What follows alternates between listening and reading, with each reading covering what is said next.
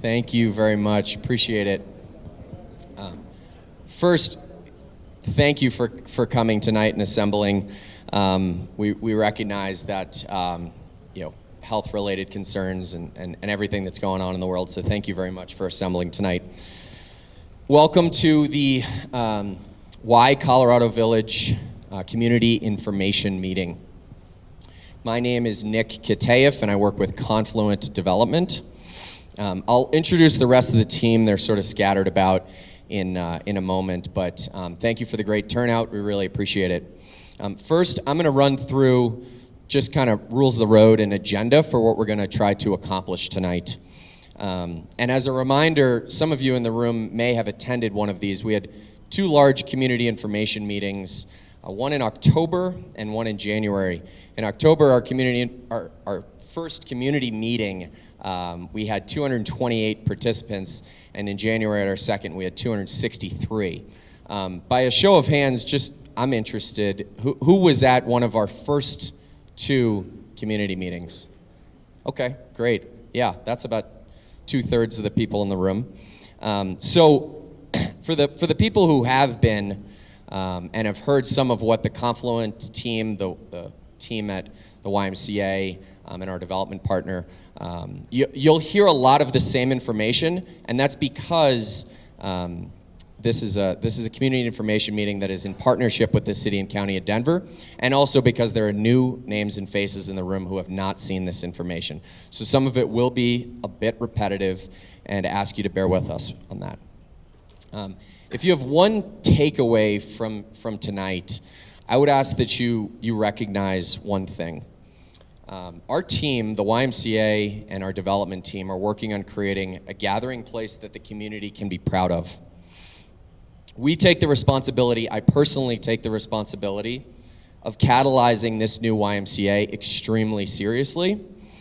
We're here to share what we've been working on for the last few months, but also we're here to listen to you, and there will be an opportunity for that, and we're here to collaborate with you to better deliver a place that you will want to walk to and call your neighborhood spot. My team and I are incredibly passionate about this project. We are Denver residents. Confluent is about 40 people. All but 3 of us live in the City and County of Denver. I live at 22nd and Emerson. I went to the University of Denver. I lived in these neighborhoods for 2 years after college, and I'm extremely passionate about creating great places in Denver for the population of Denver to gather to that are close to home. So what is tonight all about? Thank you. And I'm going to juggle a lot up here, so hopefully I don't drop something. Apologies if I do. The beginning of the meeting, we're going to cover how we got here and what we've been working on for the past months and years.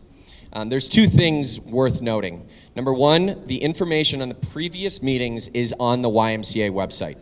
Number 2, we are recording this meeting. There's a camera in the back recording everything, and that will be posted on the YMCA website. So if friends or family or neighbors can't see this and aren't able to be in attendance tonight, or wanted to view this on Zoom, which we apologize for, they can view the recording of tonight's messaging. We will discuss what we've heard from the community and how that is integrated into what we're showing you tonight, and the programming and density details that we'll be unveiling tonight. Then we're going to talk about where we're going. A key part of tonight is that you will hear from City of Denver staff on the process, procedure, and initial review as it relates to our first submittal to them. You'll be hearing directly from Deirdre Ose and her team. Then lastly, we will unveil our most current design concepts. These are indeed conceptual and are intended to be conceptual at this stage, but they convey our design characteristics and some of the unique elements that we want to share with you tonight. We'll leave plenty of time for questions and comments at the end. I will set some rules and regs on the questions later, but we do have a microphone here, and you'll be welcome to queue here, come up, and ask your question, which our team will respond to. Then we will proceed to complete the presentation with timeline and next steps.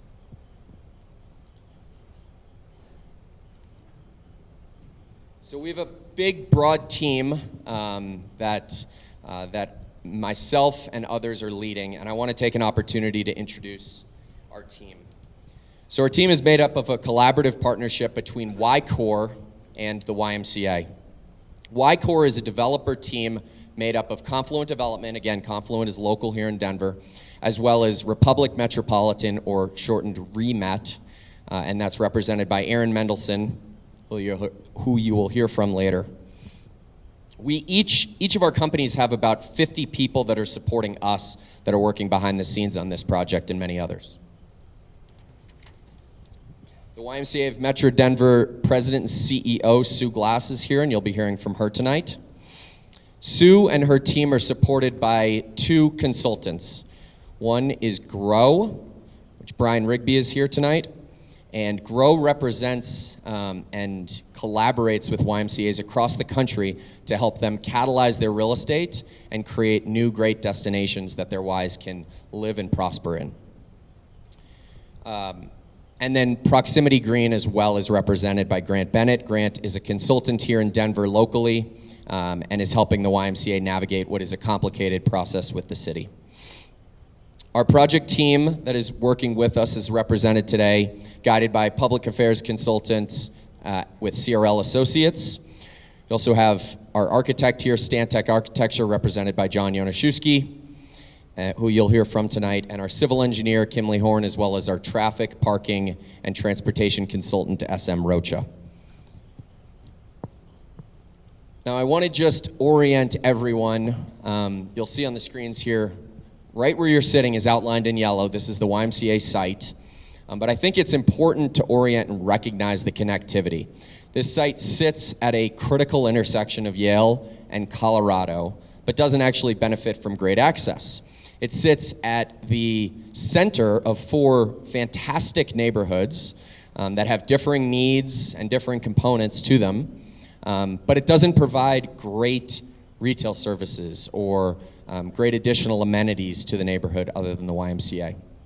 And we'll talk about how we can improve that going forward. This is at the crossroads of those four distinct neighborhoods and those two important streets and roadways. We find showing this context is helpful because it reminds us of where we are and that this YMCA is an important integral part of the community, but it also is struggling in its current setup. And the configuration and importance of this site as it relates to the neighborhood is what we're going to be focused on tonight. I'm going to hand it over to Sue, who's going to talk a little bit about how we got here. Thank you, Nick, and welcome everyone. For those of you who do not know me, I'm Sue Glass. I'm the president and CEO of YMCA Metro Denver. I've been with YMCA Metro Denver since September of 2018. And as we went through our journey, when I first arrived, we were developing a new strategic plan. And what I want to really cover for those of you who have not been part of the meetings previously is to how we got here. And so, again, we're not going to go into a lot of detail, but we want to give you the context for why we're here tonight. So when I first came on board, we worked with the board in regards to a new strategic roadmap in 2019, and that really is the basis of why we're here. Our strategic plan, which we developed, we did a lot of listening tours, we did a lot of conversations with communities and our members through surveys and such. And what we really understood is that there were some gaps for the YMCA. And our goal was to, again, really understand what's our North Star as an organization. And some of the priorities of our strategic roadmap are listed up here, and these are issues that we want to address as an organization. The YMCA oftentimes is thought of as the gym and swim, and we're not. We're a nonprofit organization dedicated to serving the community. And because of the programs that we do and the social impact we make, it really is critical for us to think beyond just our facilities. Our facilities are means to us to be able to deliver on our mission. It is not who we are solely. So really some of the key priorities for us is to focus on achievement gap and workforce development, looking at childcare expansion. As we all know, Colorado is facing a childcare desert. Also looking at whole person wellness and ensuring that we're looking at not just fitness, everything from mental health to chronic disease prevention to nutrition and beyond. And again, for us, it's about the whole person and not just one aspect. And then being a good environmental steward.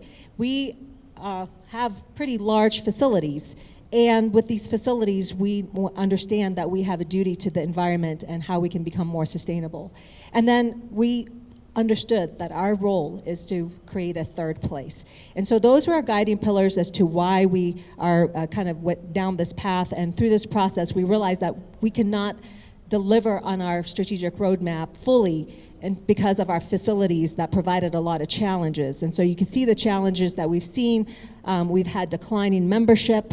Our facilities are aging. There's a lot of maintenance, and we are seeing predominantly our families leave the organization. And the reason when we talk to families as to why they were leaving the YMCA is because we didn't have appropriate programming for teens and preteens. And so we wanted to make sure that we're looking to ensure that we're meeting the needs of our constituency. And then, again, our maintenance needs were certainly growing, and many of you know who are members of this facility that has gone through multiple iteration, and we continue to try to improve our facilities, but there's some structural challenges within both buildings. So the future and what we really want to do is to be able to deliver on our strategic roadmap through a new facility that really would help us create the third place, to create a community hub that is focused on health and well-being, and establish a fun and safe place for teens, as I mentioned. We also wanted to make sure that we enhanced and grew our childcare services, as well as improve multimodal connectivity, especially around the Gulch. So I think that's really important for us as an organization, is how we're activating our parking lot, which is right now the majority of our facility is surface parking. And it's not providing a community benefit. And then develop a leading edge YMCA. And I'm going to ask Brian from GROW, because they really are kind of the catalyst to talk about the future of YMCAs and talk really quickly in regards to the new YMCA and some of the features, because it's not going to be the YMCA that we have with the services that we have, but really is going to be a transformational YMCA. Thank you, Sue. Brian Rigby. I lead the design department here at GROW. We have the pleasure of leading the design efforts on about 45 to 50 Ys a year. So we get to help the Y establish the WHY, why we do these projects. And as Sue mentioned, we talk about third place a lot. And a third place is somewhere that after home or work, you choose to spend your time. The needs are flexible. The needs are constantly changing. The Y has been able to adapt to those needs in our 175-year history for whatever's really been thrown at us. And obviously, since 2020, a lot's been thrown at us. So when we talk about a Y of the future and a gathering place, we're really talking about a lifestyle center. Some place that somebody can go to socialize with a neighbor, to meet a new friend, to sit down and have an adult conversation if you have kids, and have your kids in childcare or swim lessons, and really have some sort of enhancement to your life within there. We're looking at things as we get into the new era for a YMCA of really good indoor-outdoor connectivity, really focusing on that whole person health that Sue really mentioned. It's not just building healthy bodies, it's mind, body, spirit, emotional, behavioral, etc. And really focusing on that multi-generational appeal to make sure that we don't have a gap, that we don't have a 7-year-old that doesn't want to come to the Y anymore because there's something not appealing for them. So we get the fun part of the job where it's really establishing, well, how do we create a building that will deliver on that program and service delivery that allows the YMCA to enact on their mission. Thank you, Brian. And just one last thing, it's not just the new YMCA, it's taking the 5.9 acres that the YMCA owns and activating it to be a true community benefit and creating a placemaking. And so for us, it's not just the new YMCA, although the new YMCA is the hub And so that's why you see Y Colorado Village. That's not the YMCA, that's the entire development. The YMCA will continue to be the Schlesman YMCA, but in a new form. And we will be the hub for the community to activate the community as a whole. So tonight you're gonna hear not just about the YMCA, the new YMCA, but also the entire development. So with that, I'm gonna turn it back to Nick. Thank you, Sue. As Sue said, the Y it needs to be at the hub, and I like to say the Y is the heart of Y Colorado Village and what this community can be and what this development project can be. I want to show just the existing conditions here. What you see in blue is pedestrian circulation. What you see in black is vehicular circulation. As you can see, this current setup is challenging. And you guys know this because you come to this site, but if you're traveling northbound on Colorado Boulevard, you have to turn westbound to get into the site. And that brings more traffic onto Yale. If you're traveling westbound on Yale from I-25, you have to meander south, do that S-turn, and then you're on Yale, adding more traffic and cars to Yale Avenue, which is really not where the vehicles should be primarily. They should be on Colorado Boulevard. So I like to utilize this just to show you the existing conditions. The other component to the access is pedestrians and bikes right now have to come from the Gulch Trail and then go south on Jackson and then east on Yale to get into the Y site. So it's not welcoming to that side of the project right now, to that side of the site right now. So I want to talk briefly about the existing zoning, and then we'll talk about what we think is the best setup for zoning on this site. This slide shows the existing zoning. As you can see, it's a bit irregular. We have two different zone districts here. What you see in the top right in the light blue or teal color is the SCC5X zoning, which is the Bike Source building as well as the YMCA building that they own on Colorado Boulevard. And then the purple and dark purple is a campus zoning, CMPEI2 campus zoning, which actually allows more height but requires step backs from what the city calls protected districts, which are adjacent residential or homes. Now, what you'll see is the dark purple demonstrates the actual density that we could currently, the YMCA has on this site. They could go up to 150 feet after stepping back from the residential homes that are adjacent. So the site can have quite a bit of density, 5-story, along Colorado Boulevard, and then 150 feet max and 75 feet next to those protected districts or homes. So there's already quite a bit of allowed density on the site. And in the bottom left, you'll see the allowable building envelope. If we were to build buildings under the existing zoning, would be about 820,000 square feet. Now, this two-district setup causes other complications. There's uses and setbacks and different things that you can see here, but there's other challenges to it. Could a project be developed under this existing zoning? The answer to that is yes. But we can do better, and we will do better here. And we want to be sensitive to our neighbors. So to do that, we believe that the ideal setup for zoning on this site and height is to step from the neighborhood to the west and the south up to Colorado Boulevard and have all of the density and height along Colorado Boulevard in the northeast corner of the site. And that's in the spirit of creating a great place for you to come and provide access so that there's lower buildings up against residences and better access in and out of the site to the adjacent residential to the west and to the south.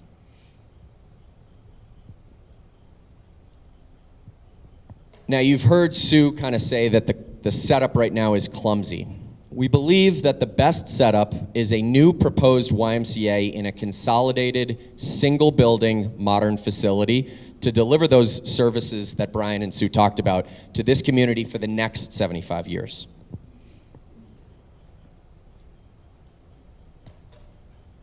And many of you have seen this, but there's a third of you that are seeing this for the first time, so I'll unpack it a little bit. What we believe the ideal orientation and design for this site is to reestablish that grid and have Yale come in to the site and have Harrison come north-south through the site, with the YMCA in the northwest corner in yellow, with some open space, with mixed-use residential buildings and height and density up against Colorado Boulevard, and great gathering places at the ground floor. Places that you're going to want to get out of your car as quickly as possible and be on a bike, be on your scooter or your own 2 feet and hang out here, hang out with your neighbors. Have your kids go to the daycare at the Y, and then maybe you grab coffee across the street, and then maybe you go see your doctor at the medical office facility that we believe this market could embrace. So this is our current setup, and you'll note on the Jackson Street side, we've got a red line there that's a little bit faint, so apologies for that. But what we've heard from the community is that you don't want access off of Jackson. So we believe that we can bring vehicles into this site successfully off of Yale and primarily at the new intersection with Colorado Boulevard. Does that make sense to everybody? Yes? I'm seeing nods. Okay, great. And this is the mixed-use plan that we left you with in January. So this is where we sit today, and now we're going to talk a little bit about where we go from here. So what we've heard from the community. In October, we had, I think, an hour and a half of comments and questions, and we took what you heard and we tried to bake some of that into the plan that you just saw. And then we showed you that in January. And in January, I think we had about 2 hours of dialogue and comments back and forth. We had some integrated visual aids in the room for people to experience and comment on, and we had a lot of one-on-one dialogue, which really helped us get a better sense for what this community wants and needs. And I'm not going to read every one of these, but generally speaking, what we've heard has informed our design concepts. You can read these as I'm kind of touching on the highlights, but the highlights would be, for me, the importance of ongoing and various ways of community engagement. So we will continue to meet with the registered neighborhood organizations. I am available. My team is available. If you want to go to coffee, it's on me, and I would love to sit with you for an hour and talk about this project and what you want to see. In addition, we commit to being in front of this group and the neighborhood probably quarterly until this project is under construction, and then after it's under construction to continue to provide you updates, because we respect this community. We know that this is your home, and we'll treat you with dignity and respect. We're not going to agree on everything, but I promise to listen to you, and I promise to work hard to integrate everything that you want in this project. Another thing that we heard was the desire to shift height and density to Colorado Boulevard, and as you've seen, we've baked that in. The third thing I would say is the support for neighborhood-level services and tenants. What I've heard from a number of you is, I don't need another strip mall, right? Colorado Boulevard has too many of them. It's big parking lots. We want a smarter development. We want retail and restaurant spaces that are designed for what we need and the gaps that we have in the community right now. So we'll work hard to deliver that. And of course, the importance of understanding traffic and other modes of transportation, which we'll talk a lot about tonight, but we've heard that from you, and we've tried to integrate that successfully into this plan. All right, the where we're going, and bear with me, I know you're excited to see some of our visuals. The city is going to talk next, but I want to talk a little bit about where we're going tonight and what's next. You're going to see concept design advancement. You're going to see building uses and heights. You're going to see multimodal connectivity. You're going to see meaningful public gathering spaces, the placemaking that I talked about earlier. You're also going to hear from city staff tonight next. From them, you're going to hear about affordable housing and its role in the project. You're going to hear details on the city's equity analysis and how this project can potentially improve the existing inequities in this area of Denver. Now, some of the city's initial review is not consistent with our plan. And you'll hear about 2 items specifically that are inconsistent. The city has commented back to us on our first submittal that their preference and stated preference is to extend the Harvard Gulch as an open channel to Colorado Boulevard. The second piece is the city referred our plan to CDOT, and CDOT's primary comment, one of their comments, was that they partly supported the access at the North Yale new intersection. Partly supported, not fully supported yet, okay? Regarding both topics, it's really important for us to look at that sort of from a 30,000-foot perspective, right? We're at the beginning of a long process. We're presenting to you tonight what our highly experienced team of development professionals believes is the ideal and best setup for this site. The process is iterative with the neighborhood, with the community, and with the city. We're in the middle of it. We're actually probably at the beginning of the middle of it with the city. And there will be more meetings with you to provide feedback and continued collaboration for a successful outcome here. I'm going to hand it over to Deirdre, who's going to talk a little bit about the city's process. Thank you.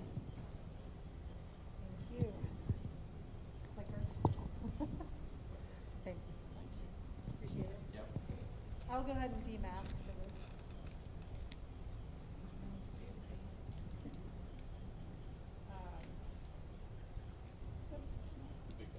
Big one.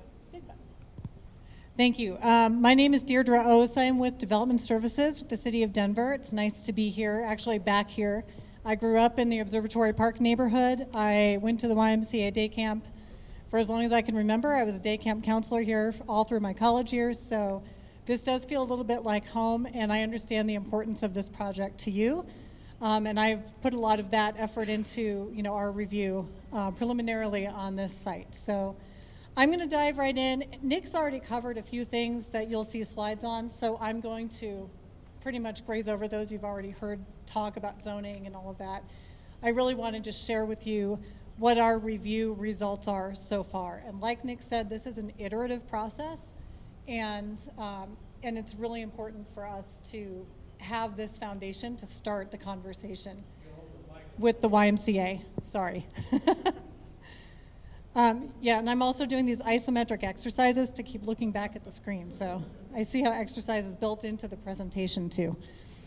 So our large development review process is part of our Denver zoning code. This is the boring stuff. We review development proposals for large sites that are generally 5 acres or more. Those sites that are deemed applicable through the LDR process continue on through a review with us all the way to the development of what we call a large development framework. And that's basically a roadmap for the developer to figure out what their next steps are. We work to implement our city-adopted plans, including the University Park Neighborhood Plan associated with this site, provide an opportunity to address equity and identify issues early in the process. And in fact, my colleague Jason Morrison is here, and he will do a small bit of the presentation regarding equity and the equity analysis that we do as part of this preliminary review. Obviously, providing information to the community is key, so that is what this meeting is about. And like Nick said, their group will not stop having that communication with your group. This is our required meeting, but I know that those communications will continue with you. In the end, we have a framework for a coordinated development process that the developer can look to as they proceed with the city. So in that complicated process that was mentioned before, it is complicated. There is a lot to it, excuse me, but we want to make sure that the roadmap is there from the start. So the applicability criteria that we look at for LDR, this is what helps guide our review for the whole site. Specific circumstances warranting a coordinated framework process. Nick's already outlined a lot of those too. We have stormwater infrastructure, road infrastructure, obviously new development in a place where we don't have it, at least in the density that's proposed. So there are a lot of issues that require coordination around land use and parks and open space. Here are the highlights from our preliminary review.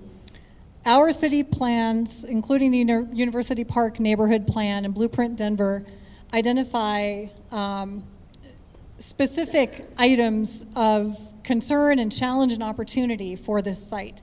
Specifically, the Harvard Gulch connection, that's very important, connecting from the Gulch where it exists today over to Colorado Boulevard, and part of that is stormwater management and addressing the very real impact of even a 10-year rain event is a flood inundation issue on this site and in Colorado and Yale. And if anyone's had their car stuck in that flood, you understand this site is integral to helping to solve that.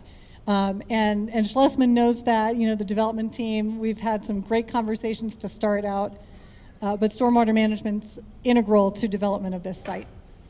Addressing development along the Colorado Boulevard mixed-use boulevard, integrating open space opportunities on the site associated with Harvard Gulch, but also whatever the development is going to propose for accessible open space to the public. In addition, equitable economic development and housing opportunities. So I don't know if any of you watched City Council last night, but the long-awaited expanding housing affordability initiative was passed at City Council last night, and so that is, you know, now soon to be formalized as ordinance and will be a requirement for development to address affordable housing issues. And they will work with our housing and stability team to figure out what that formula looks like. So Nick talked about us talking about that. That's about as much as I'll say about it because we don't have details on what that conversation looks like, and I'm not with hosts, so I won't represent them on that conversation. District scale sustainability measures, stormwater is part of that, but that's also part of our Blueprint Denver plan, and also, you know, our green print for the city is to look at sustainable development over time and making sure that what is developed is not just sustainable from the point of, you know, construction material, but also environmental sustainability, and how all of that works together is really important at a district scale level, not just construction and not just providing open space. It all has to work together. Access and mobility management of Yale and Colorado and those traffic patterns. Nick had a great map up to explain obviously what those issues are, and you're probably all very well aware what those are. And so that is something of concern to us. I like this map. I like to present it for all of our projects just to show context. You know, where are you in the world of Denver, and especially how you connect to open spaces, because those are the jewels of our city. That is how we connect you know, through different neighborhoods, and we can see where the gaps are. We know that there are some gaps here that we need to fix.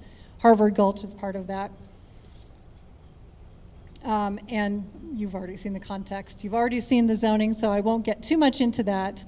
And as Nick said, and I will just say right now, the general development concept that's been proposed is consistent with what we would expect the development of mixed-use boulevard designated sites to look like. We don't have the zoning actually decided on, and Jason actually is also the person who will be responsible for working through that. But that is part of the puzzle, is figuring out the exact zone districts that belong on the site. But Nick's got it generally right in terms of density and transition. These are the applicable plans that we look at all the way from blueprint down to very specific corridor plans like Yale corridor plan. And if you're familiar with Blueprint Denver, the first thing about Blueprint is that it was designed to address land use and transportation and sustainability all together.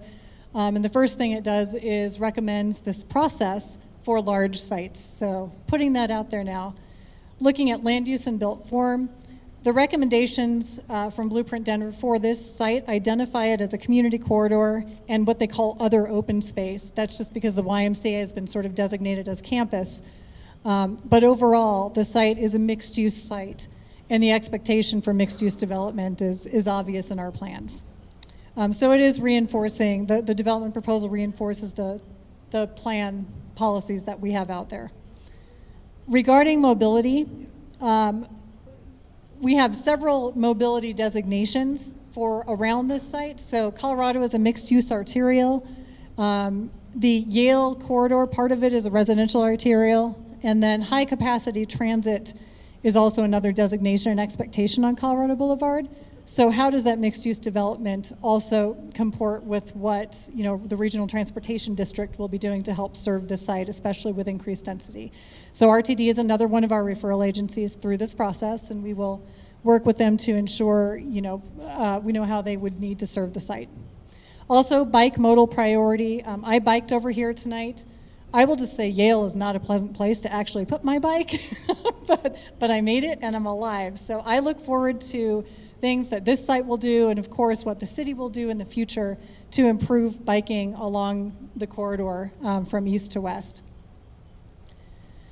Quality of life infrastructure, this is important. It looks a little bit esoteric, but really when you look at quality of life in the city, some of it just drills down to promoting environmentally friendly sites and sustainable development, and specifically the recommendations around the stormwater channel being opened up. It's a culvert right now under the site. That's really important for us to continue discussing with the development team. We know it's not part of their plan now, but we believe that with Mile High Flood District, one of our partners in this review process, we may be able to come to some potential recommendations that might help this development improve on that philosophy. The University Park Neighborhood Plan, not as much to say about this outside of the fact that it is designated mixed use, so we are consistent there. High-level concepts from that are that these places will evolve, and there's a careful balance of how the streets develop and how the land develops along with them. There are certain specific recommendations in that plan, including sensitively designing parking areas to minimize visual impacts on the community. I believe that the YMCA parking lots were definitely what they had in mind as they were talking about that through the planning process. Community gathering, obviously you've heard from the Y how important this is to their mission and to their plan. Incorporating attractive landscaped and functional open spaces such as plazas or courtyards into higher density development, we will expect that, and obviously that is something they've already talked about as part of their plan. So there are a lot of places that we agree so far. The University Park Plan also has specific objectives around mixed-use boulevards.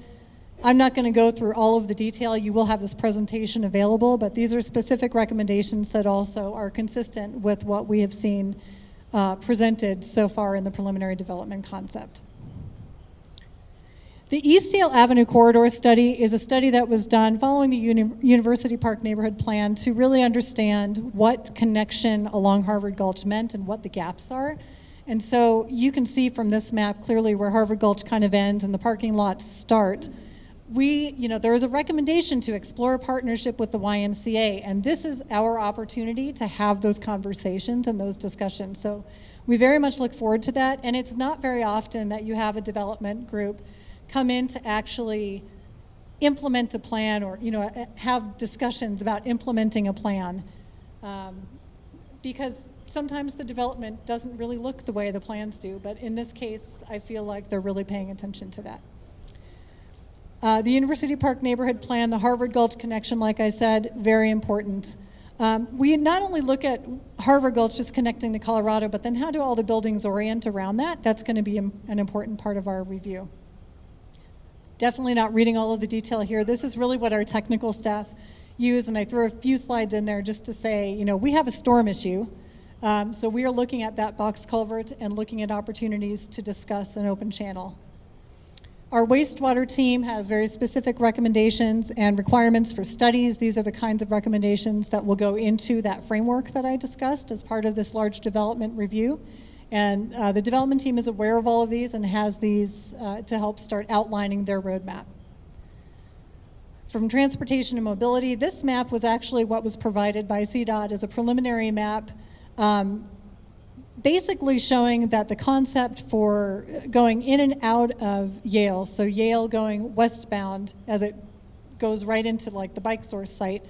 I know the plan right now is to have two-way traffic, and CDOT says, we don't really want that. We want to restrict access on Colorado because there are safety concerns, and of course we have this turn down Yale heading west. So we will be working with CDOT, and they have an access permit process that the developer will have to also submit to. And we'll coordinate with CDOT on that as well. Denver Fire, their little neighbor too, right next to the site. We know that fire station is also very important around here. And of course, fire is always looking for ways to access a site safely.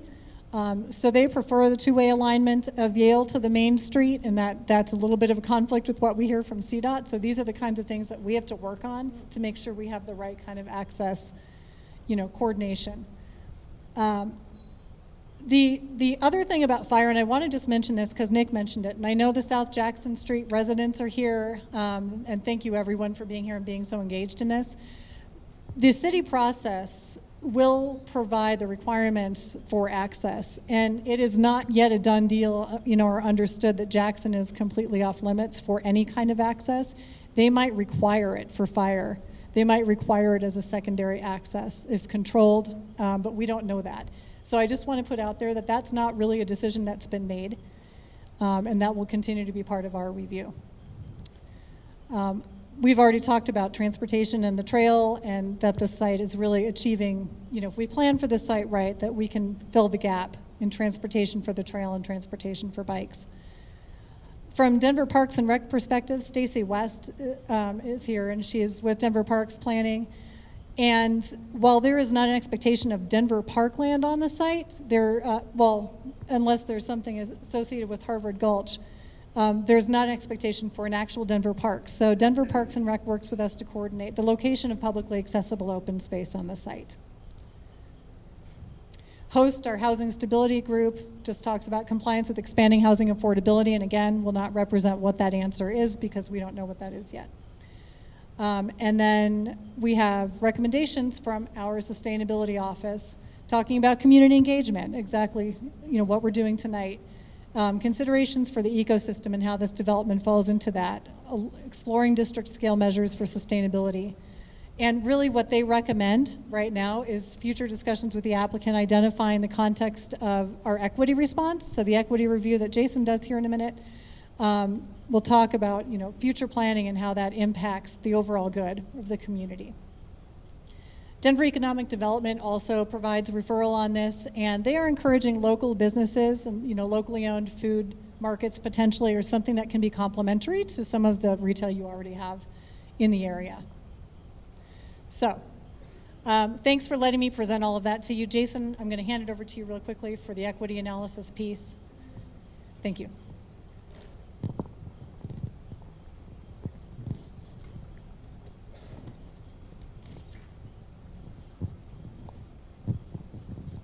All right. Is that on? There we go. Good evening, everyone. Jason Morrison with Planning Services, Community Planning and Development. And since Nick and Deirdre made mention of this, I'm going to go ahead and do that as well. I actually grew up in Southeast Denver.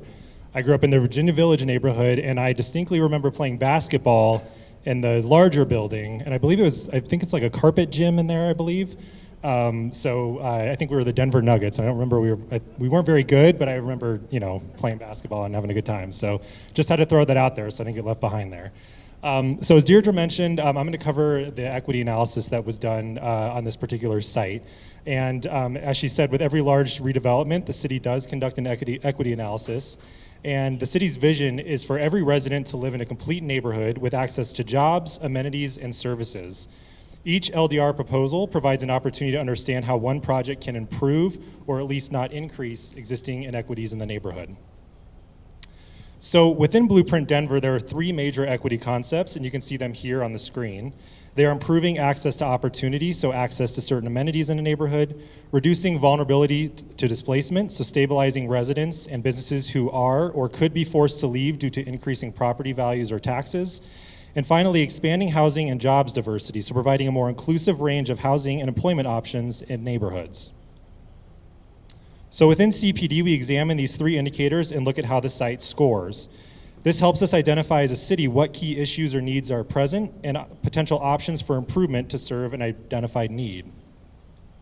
So what does this look like? So examples of outcomes include the provision of affordable housing to improve housing diversity and reduce involuntary displacement, the inclusion of open space amenities to improve access to open space and reduction in childhood obesity. So those are just certain examples that you would potentially see from an equity analysis and be programmed into a large development.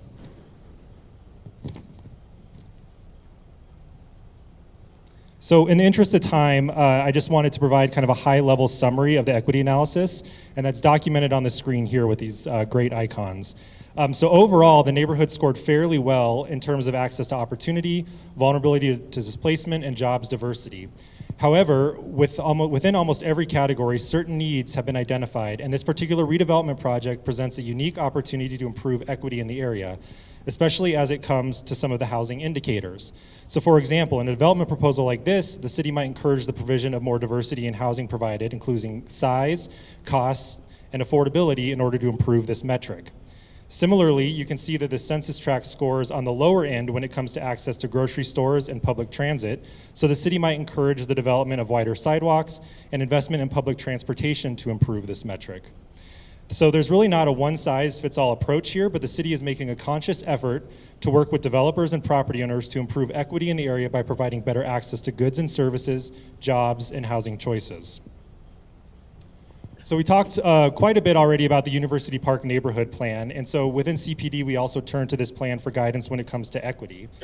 Although it's fairly old, the plan did contemplate equitable improvements, including adding more variety of housing stock, including affordable units in transit-rich areas like along Colorado Boulevard, increasing opportunities for public gathering spaces, and improving wayfinding and sidewalks to enhance the connectivity of the area. So we'll continue to use these neighborhood plans to create unique and customized recommendations for a specific area. And we'll work with the applicant and work with them to make sure that they can demonstrate how the proposed development will satisfy plan guidance, as well as improve the equity indicators that I previously mentioned. And so before I hand this back over to Deirdre, I did want to give one final plug. I'm also a project manager on a neighborhood plan that's actually taking place right across Colorado Boulevard, and that's the near southeast area plan. We've been working with the YMCA on this as well. And I encourage folks that live in the community or in these 5 statistical neighborhoods, which is the Washington, Virginia Vale, Virginia Village, Goldsmith, Indian Creek, University Hills North, to please stay involved. And you'll see the website there, and I'll also be available for any questions that you might have on that area plan. But we're working with the community to identify a vision, a 20-year vision for that community in terms of transportation, land use, quality of life recommendations, and then develop recommendations to actually achieve that vision in 20 years. So it's about a 2-year process. We're pretty close to about halfway, but we are still working with the community and using opportunities like this to get in front of the community and get as much feedback as we can. So with that, I'll pass it back over to Deirdre. Oh, Nick? Okay. Yeah. Thank you very much. Oh, that's okay. I'm actually going to call John Unishewski up. He's our project architect with Stantec to continue the presentation. And this is what you've all been waiting for.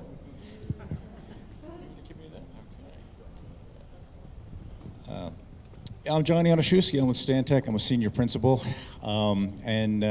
We have been working on this project for quite a while, and it takes a lot of patience to get to this point, quite honestly. For those who've participated in the last 2 meetings, I think you're probably anxiously waiting to see. We keep saying we're working on it, but we don't have anything to show for it. And the reason is because the first session was mostly a listening session, right? We just came here and we wanted to hear, because we're not all from this area. We don't know what you deal with on a daily basis. We don't know what opportunities there are, what problems you have, the risks, the challenges. So we want to know what's going on.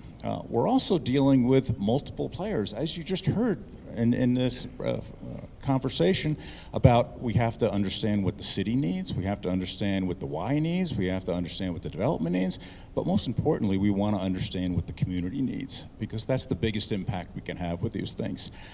I'd like to think when we work on projects, it's not just about buildings, it's about creating place. And the only way you can understand about creating place is to really understand all those issues. So we tend to hold back. All the designers on my team want to jump in and solve the problems, but it's best to wait and let that kind of gel and gestate for a little bit so you can really understand what all the issues are before you start solving the problems. And we're going to continue to solve the problems, as you just heard. We're not done working with anybody yet. We're still going through, but we have to start somewhere so we can get some dialogue and go back and forth with all the agencies we're working with. So of all of that, we've got to distill down, we think, 3 project goals here. And we think they're pretty impactful. We hope it resonates with you. And I'm going to break a cardinal rule I shouldn't be reading off, but these are really important. The creation of a health and wellness community inspired by and embodied by the mission and the values of the YMCA. Sue kind of talked about that this project starts with the Y as the hub, and we want to continue that. So everything, for all of these things, all the design decisions that we make, we go back to this and say, are we contributing to solving these issues? Second, and this goes back to these community meetings I just talked about, is development of a vibrant mixed-use gathering place for the adjacent communities, providing appropriately scaled complementary uses supporting an active public realm and enhancing the social fabric of the surrounding neighborhoods. I live 2 blocks off Colorado Boulevard. I will tell you that it comes a long way from satisfying any of those goals. It has such opportunity we as the city can do better. Colorado Boulevard kind of evolved in the 60s and 70s when car was everything. And getting to these retail, everything had to be about the size of the parking lot and how close I could park to the front door. We have evolved as a nation, as in a community, that we know we can do better than that because we see what it got us to.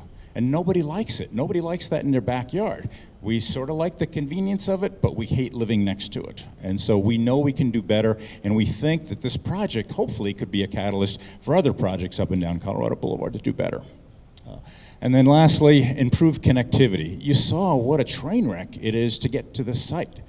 Whether you're on a bike, whether you're walking, whether you're driving, getting to the site, and it shouldn't be that way, but it evolves, it's iterative. Over the years, this is what happened. And so between the one-ways, the traffic around Yale, and the pedestrian connected and the gated kind of entry, it's not very hospitable, and it doesn't reek about how do we solve the community issue? It's very closed, it's not welcoming, so we want to change that. These are our 3 goals, and all the design decisions we made to get here were based on these 3 goals.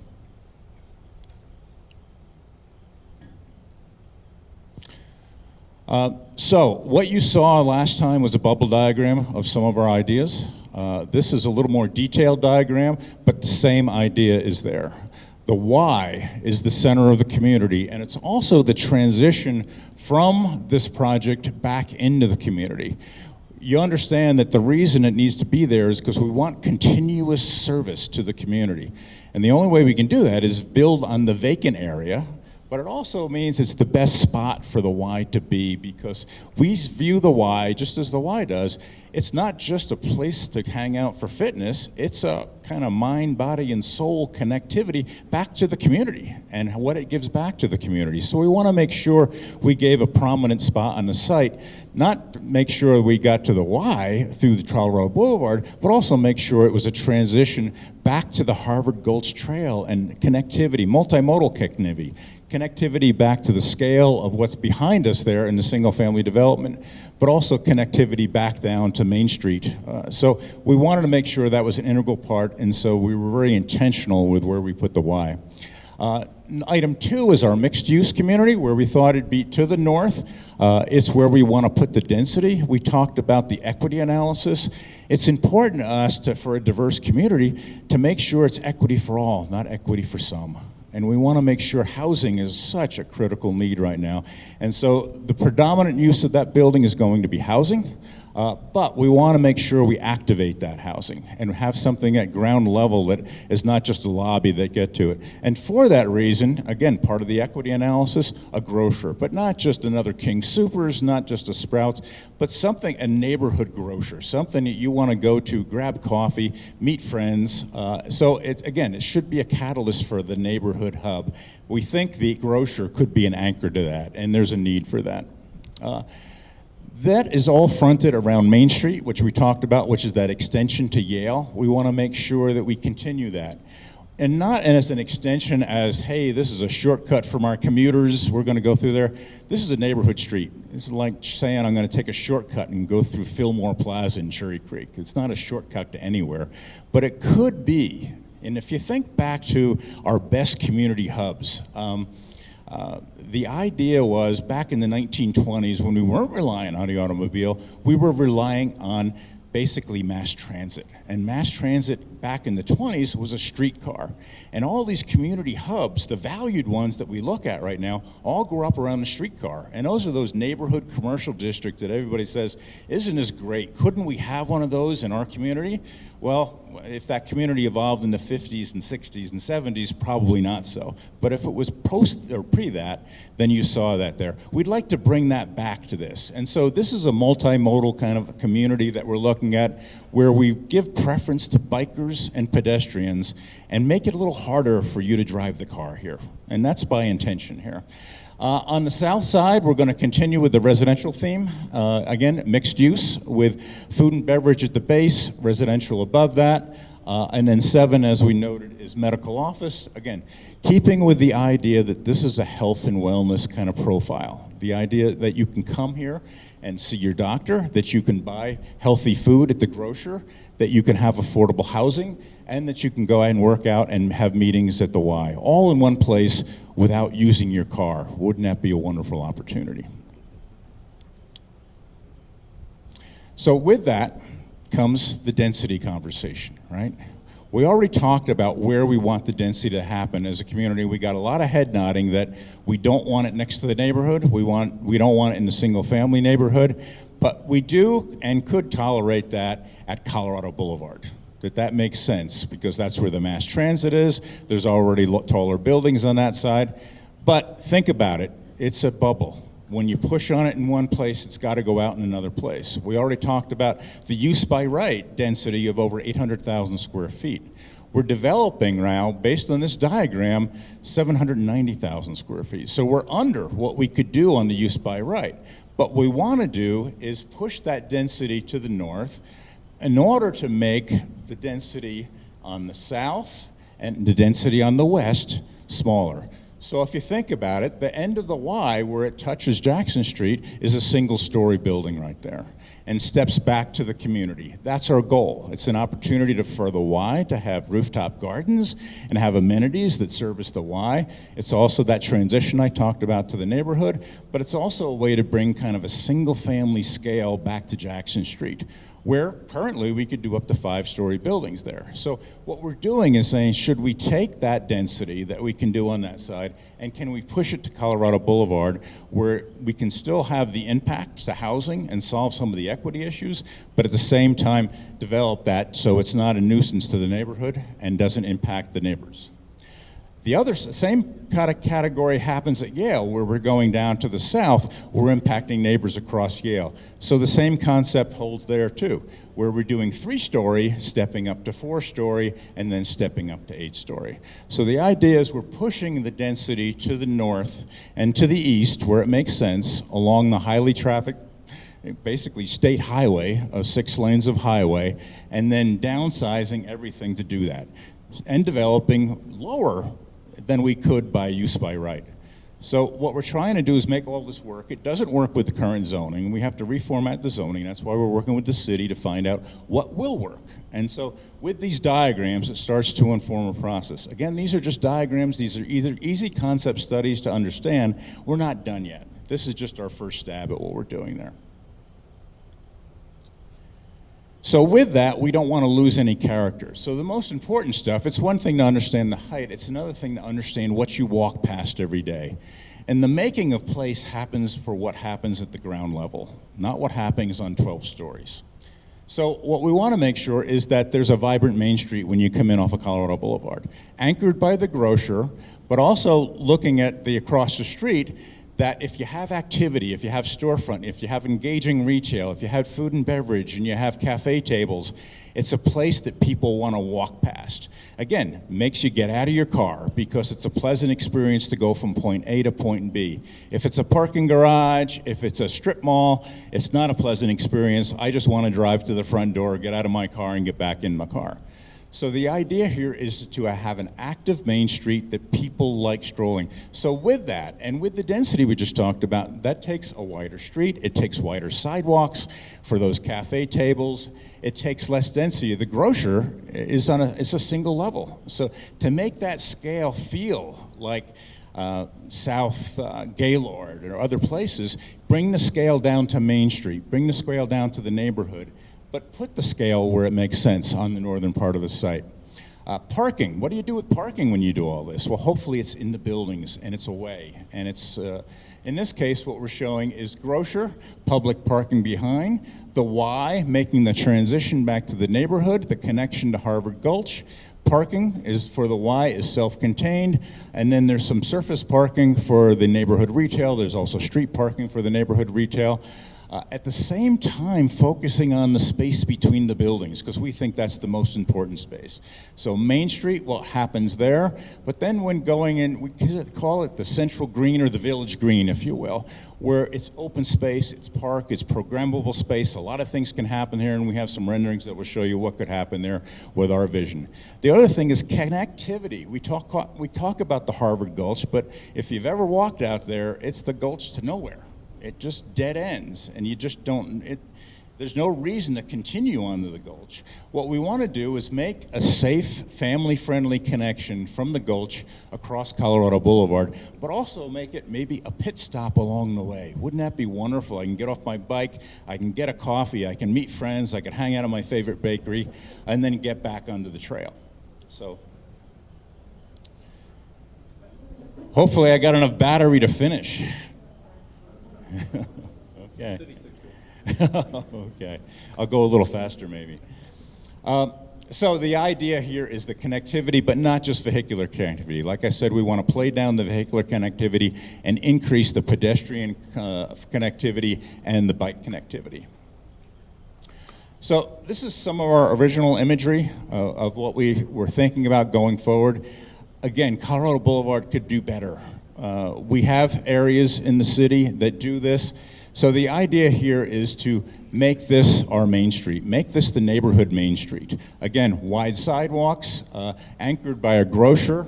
Again, single-story grocer that steps up to 5 stories, that steps up to 8 stories. The idea is sense of scale, but basically define the place. And so what we want to do is have a amenitized main street with street trees, wide sidewalks for cafe tables, food and beverage, and market as the intersection, but not make it a sea of parking to a strip mall. That's not what we're looking at here. We want you to feel proud when you're coming to this place, and more importantly, we would prefer that you don't drive to this place, that you figure out a better way to get here. As you walk, we're going to kind of take you through the site. That was the main entrance off of Colorado Boulevard. But the idea is, as I get into the property, again, this isn't a commuter kind of shortcut.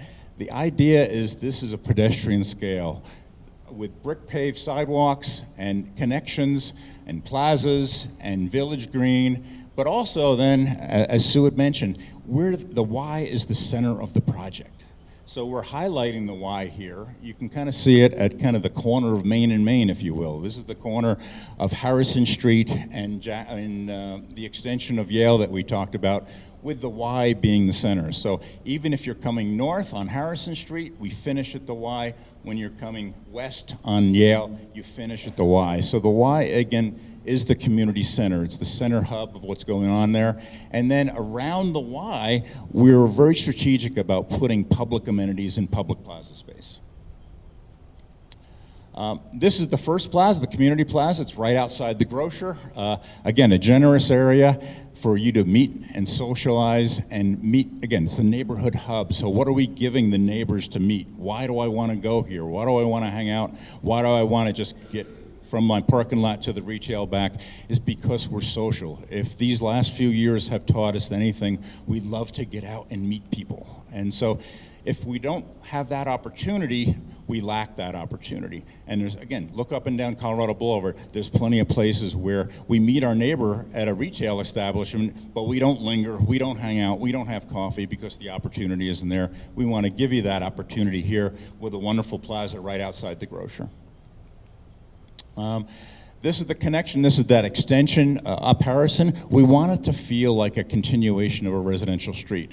So the scale is residential. Again, we have the neighborhood physicians and medical office on the left, and then on the right, the residential project, again, stepping down in scale along Yale, and then stepping back as you get closer to the northern section of the site.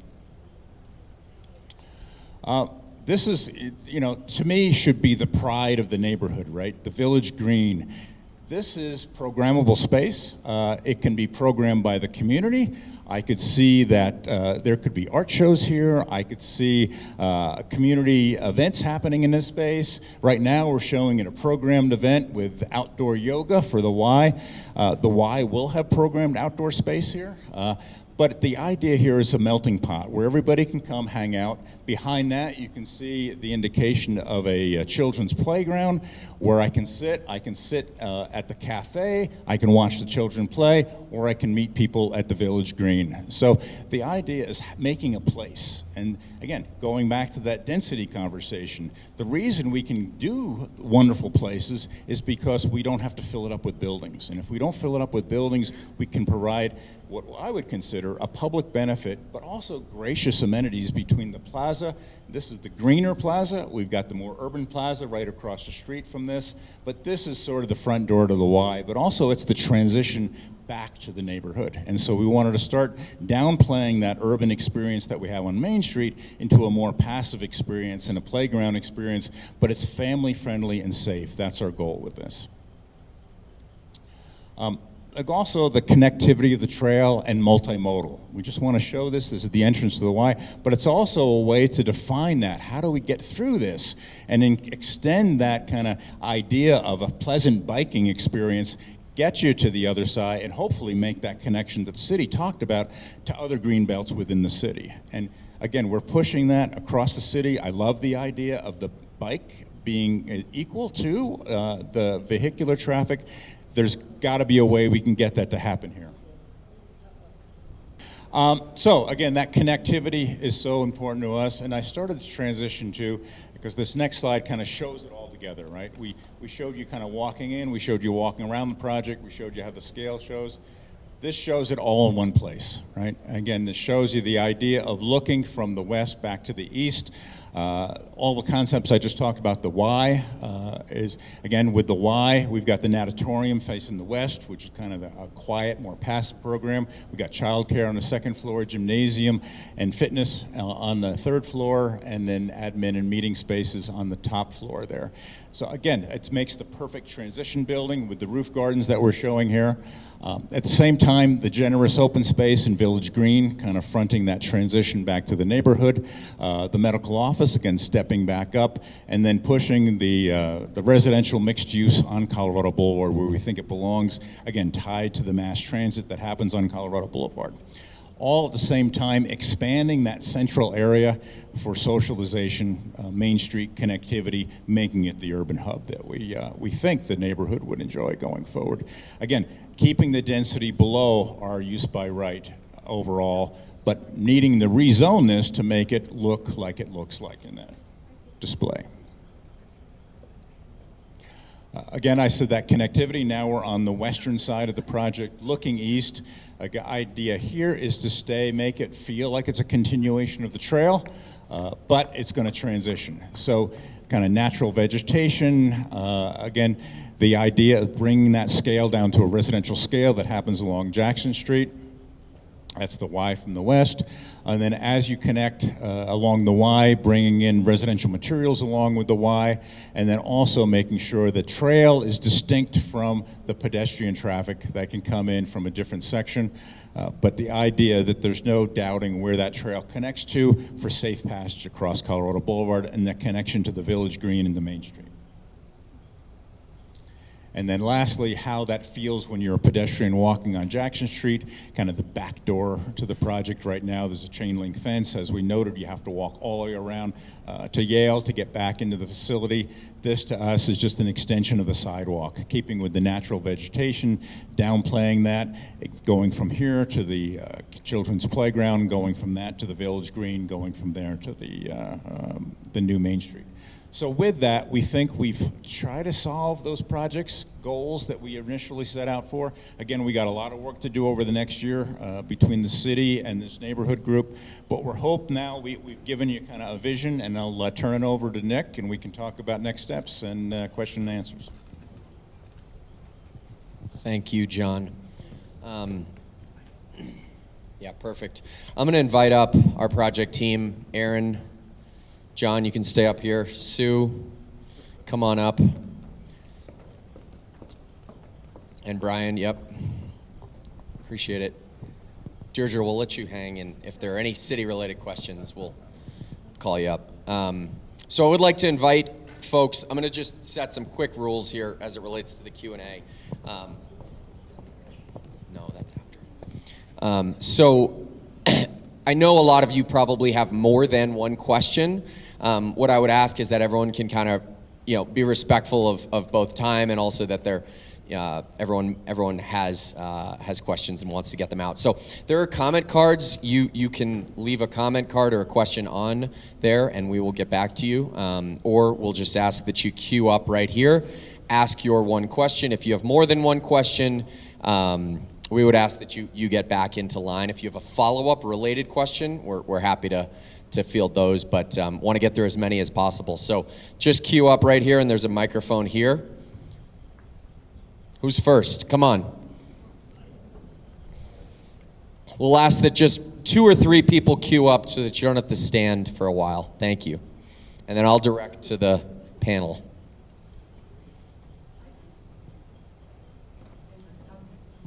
Yes. No? All right. I just want to, I feel somewhat insulted by this presentation. I'm a member of the Y. I drive to the Y. I think what I heard was talking about creating space for emotional support, socialization. We have that here now. The other thing is that I think you're ignoring that.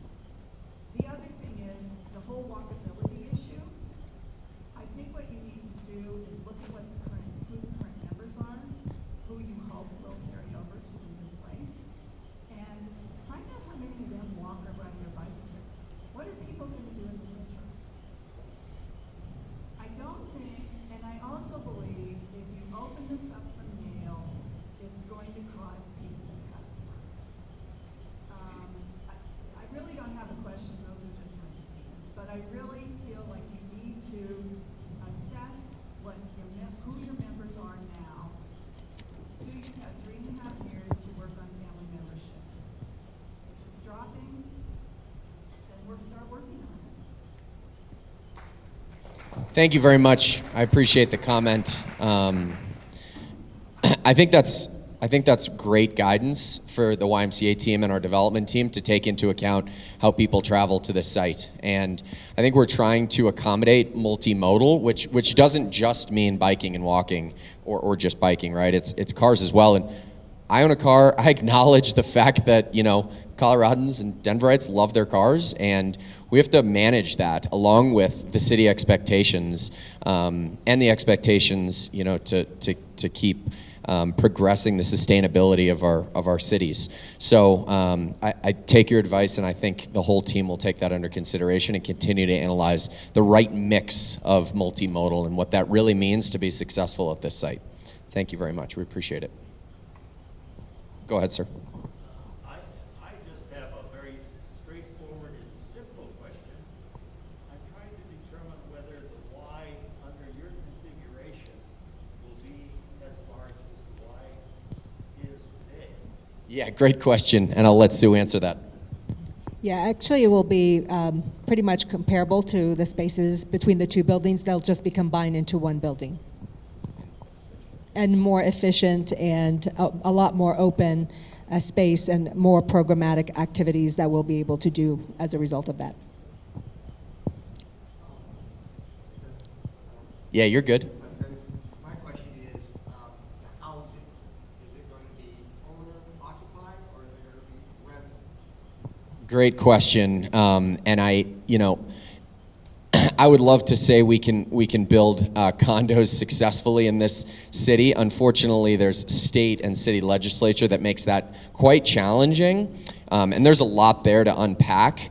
But most likely, this project will be 100% for rent and not for sale product. Having said that, we're still a year, 2 years from having a project going here. So we'll continue to analyze the best balance between those and continue to try to pressure ourselves to think creatively about how to accomplish that in the context of what the legislature allows and the risk associated with for sale condominiums in this state. Thank you for your question. Can you guys hear me? So I really like conceptually where you are with stepping things back from the residential.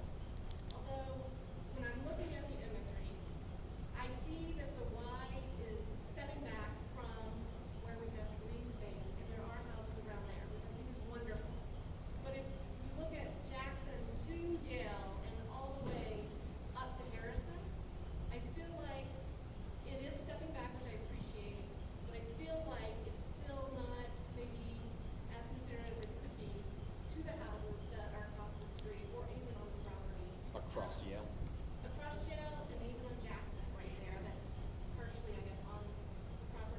5 houses right there on the east side of Jackson. I just feel like those areas need a little more thought on that stepping back, is all I would ask.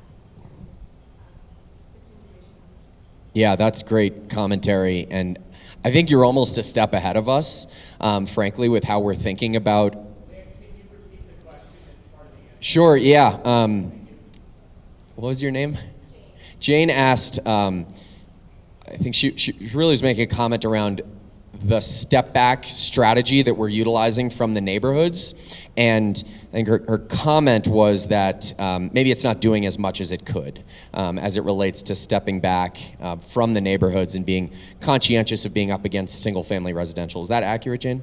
Okay, great. So I think, you know, you're probably a step ahead of where we are in how we're thinking about the site, and I think there's more that we can study and come back to you with solutions as it relates to bringing the density down, bringing the scale down, making it more, you know, feel like a residential neighborhood as you're looking at those buildings behind the houses on Jackson and across Yale. So I think it's a great comment. We've heard that. We've challenged our design team to come up with creative solutions as it relates to that, and I think it's spot on for what we need to accomplish here to be respectful of the neighborhood. Adding to Nick's comment, the placement of the medical office building right there next to those houses and across Yale and next to Harrison, the notion there is that that goes dark at night. It's going to be quiet. There's no residential use there. So we consciously put that particular use there in order to create something of a buffer to the community and keep things quiet.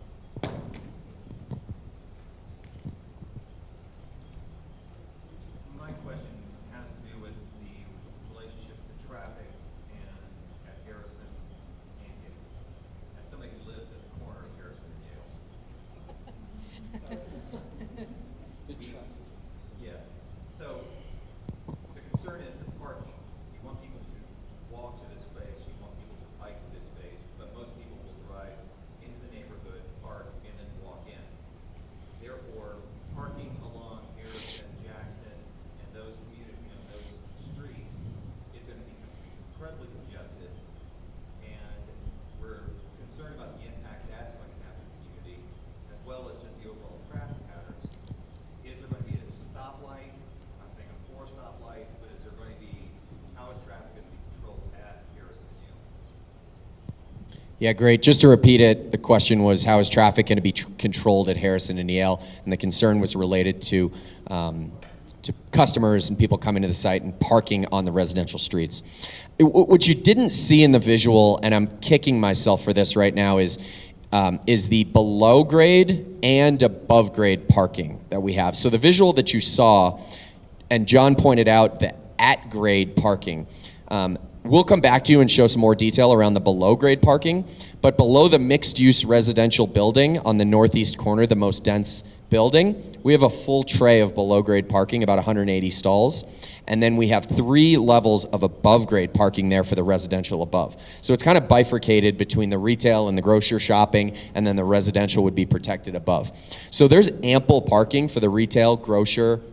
The medical office also has below grade parking beneath those buildings on the south side. So what we're trying to do is accommodate enough parking on site to alleviate exactly what your concern is. And the test will be, you know, what's the number, right? And is it, you know, is it enough or is it not enough? Is the parking going to be free or paid in the property, on the property, for the people who are coming to use the property?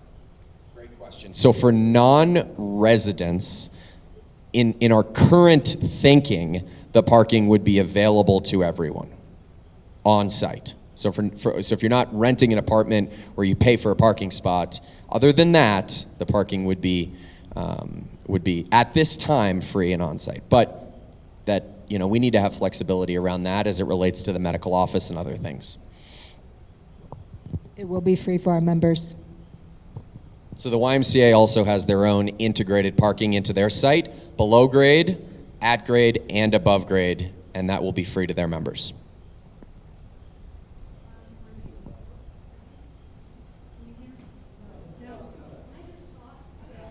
just yell into it. I'm gonna yell, because I really want to. Oh, use them. Use them. No, I've lived in this neighborhood since 1984. I joined this in 1996. Maybe use the mic. Now can you hear me? Could you use your mic? Okay. I moved here in '84. I joined the Y in 1986. I've been a member of the Y since I was a little kid all my life.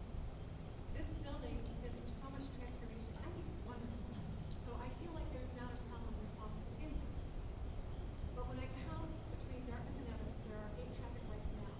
We may want to extend Yale westbound into the development, but most people coming down Yale aren't going into the development. They're still going to make the same loop that we make now.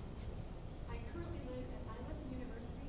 There are high rises all over town. I love Denver, but with all due respect to the city, do not count on a developer putting in parking. We have streets that are so bad you can't get through them. If there's more than one car coming, you have to stop at the other end. Traffic is already, because of DECO, starting to flood through this way. Because of developments on University, it's coming back the other direction. There's a whole huge development going on at the southwest corner of Evans and I-25. On and on and on. So I'm assuming, because the word revenue comes to my ears right away, somebody's doing this to make money. And my question is, whose idea was this? Of the 5 entities I heard about, who started it? A great question, and I think we've heard a little bit about what the answer is there, but I'll let Sue sort of address it first, and then Aaron and I can comment. Yeah, so the YMCA is, as I mentioned earlier, when we went through our strategic planning process, one of the big factors in looking at our real estate, because our real estate assets, again, are all aging across the metro area, not just this one.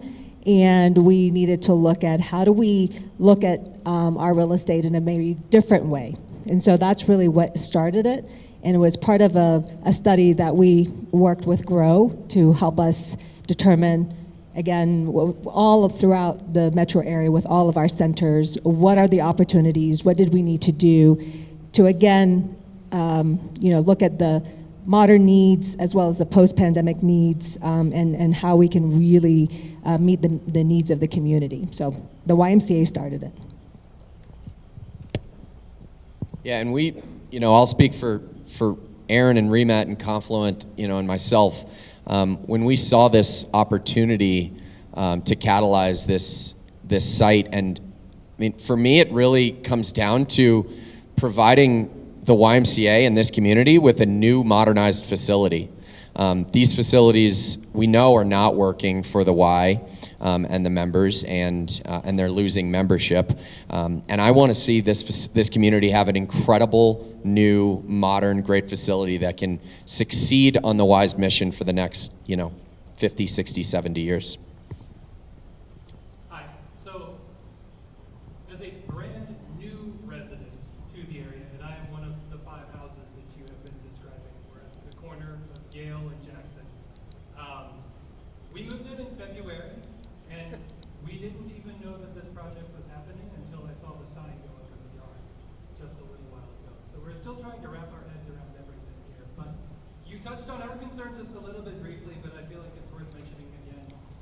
Moving into this house, being next to Yale, we were a little concerned about privacy, but we did have a little bit of solace in our backyard knowing that we backed up to a relatively quiet alley and a rec center that didn't have any windows facing our home. And now I'm looking at this development where there's going to be an office building immediately behind me with windows and potentially people peering out while I'm trying to sit in my own backyard. So, and then a high rise with, I don't know, balconies, windows of residents, light pollution coming off of it. I think that this is less of a question and just more of a concern that I feel obligated to express at this point. But as just one of those 5 houses, I think from our perspective, just having some semblance of privacy, separation from the development is very, very important. Yeah, it's a great comment. If I lived in that house, I would have the exact same concern, and we will continue to try to challenge our design team to come up with solutions that maintain your privacy and enhance your privacy up against a office building. I think there's creative solutions that we can do to have, windows above head height, right? And things like that on that side of the building to allow you to retain what you have right now, which is space in a rec center. So we will work hard on that. I appreciate it.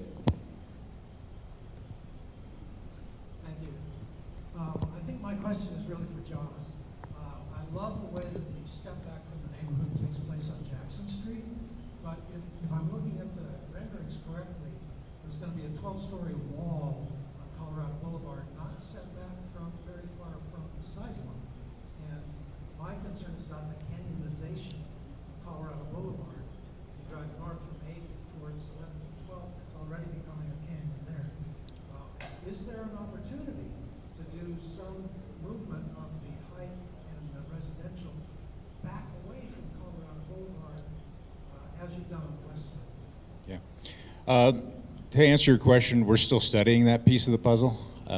We first are, it's a, as I push that balloon, as we talked about, right? You heard from the residents on Jackson that the scale is too high on Jackson. You heard from the residents on South Yale, the scale's too high on South Yale. I don't have many constituents on Colorado Boulevard, so thanks for that feed. But the idea is, where is it most appropriate, right? And so I think there's we've done it in a variety of ways. What we didn't, and Nick alluded to this, that there's parking structure there too. And so the idea is that through the architectural detailing, which we haven't gotten to that phase, this is just conceptual, right? Of cornice lines and how we can step the buildings. There are ways to bring scale back to Colorado Boulevard. Again, the ground floor is predominantly going to be grocery and retail. And so the idea of how you do that with awnings and signage and step backs to make you feel comfortable walking Colorado Boulevard. I can't do anything about the 6 lanes of high traffic, but the idea is we think we can make the building approachable on Colorado Boulevard as well.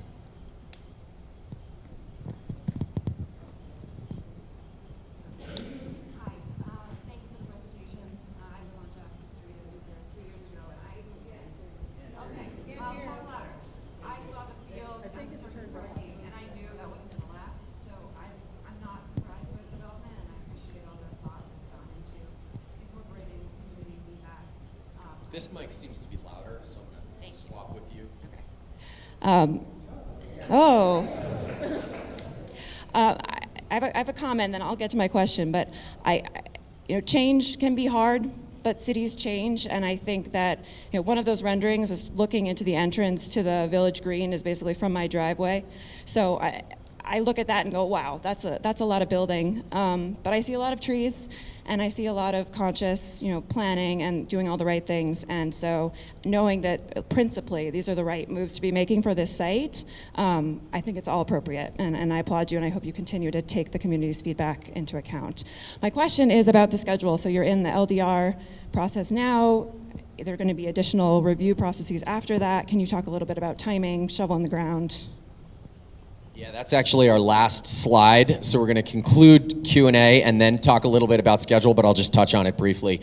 We're in an LDR process that will likely conclude around first quarter of next year. We're in an LDR process and a rezoning that will likely conclude first, second quarter next year, which will pave the way for us to complete the SDP process for the actual buildings. And then hopefully sometime in the first half of 2024, we would be able to put a shovel in the ground.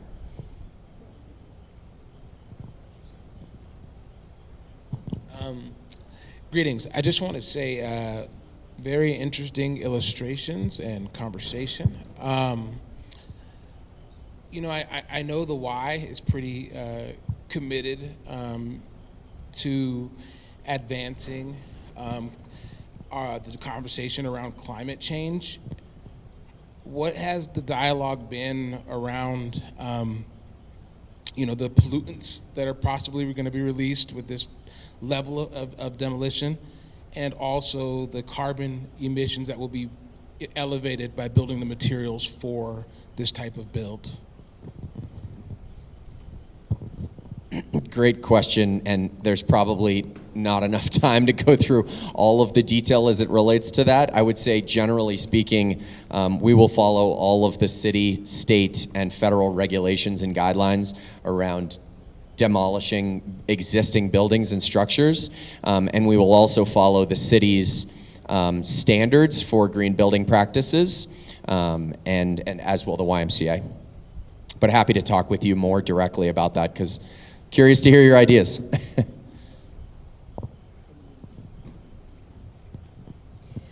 I live in the University Park neighborhood, and I've been involved in a number of rezonings. Can you hear me?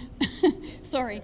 And it seems like when developers come and present their concept to the community, there's always mention of a grocery store or a cute little coffee shop or something like that. What role do you all have in ensuring that that will actually happen, as well as the medical office building? Thank you.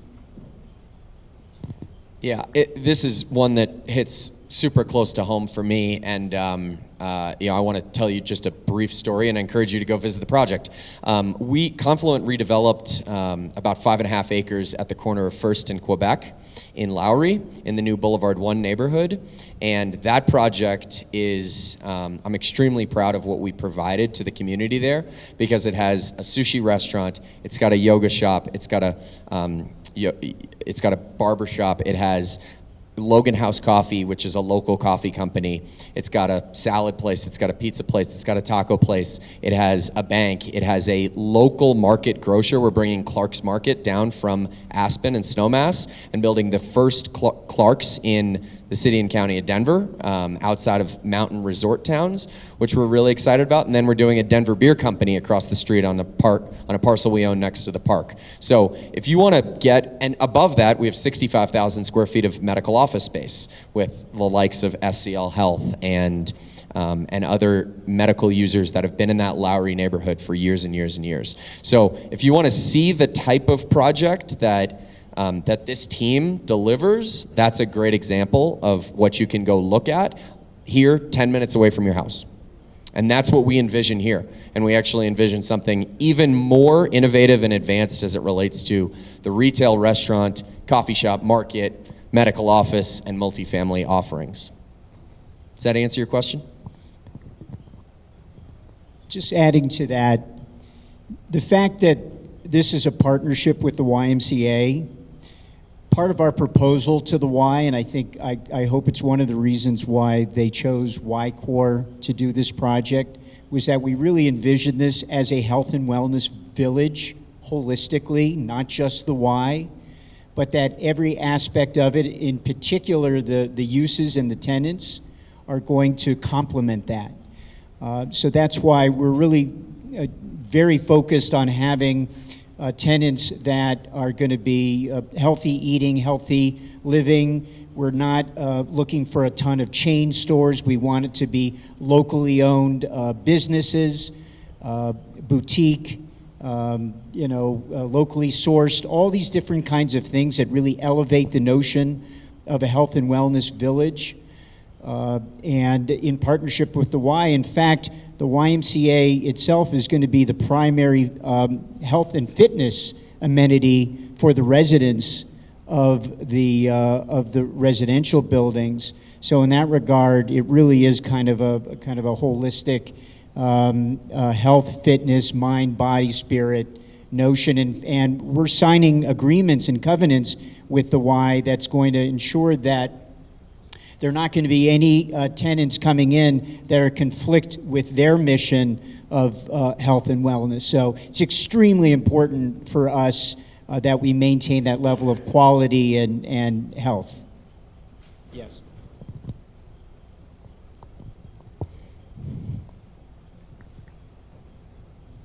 Can you hear me? Okay. First of all, just please don't forget that a lot of us come to the Y super early in the morning to work out. And we need our cars to get here, because I'm not riding a scooter at 6 in the morning, okay? Because I'm in the pool by 6:30. Secondly, my real question is, those of us who are lap swimmers have been promised for years that the lap pool would improve, that there's problems with the heater, you never know what the temperature is going to be. You know, one day it's 82, one day it's 90.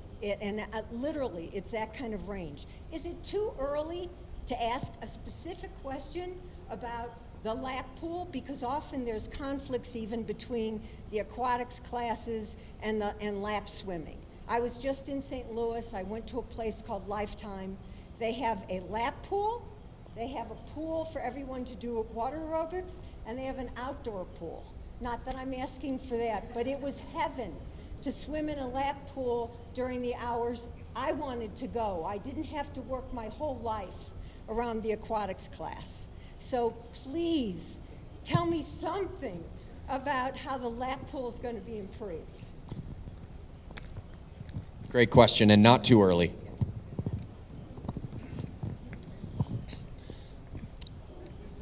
So we have started some programming opportunities within the YMCA, and for a Y roughly of this size and what we can expect in membership, we will have a 6-lane, 25-yard lap pool, dedicated lap swimming, 3.5 to 9 feet, starting blocks, primarily used just for that, and a warm water recreation pool, 7-foot lanes.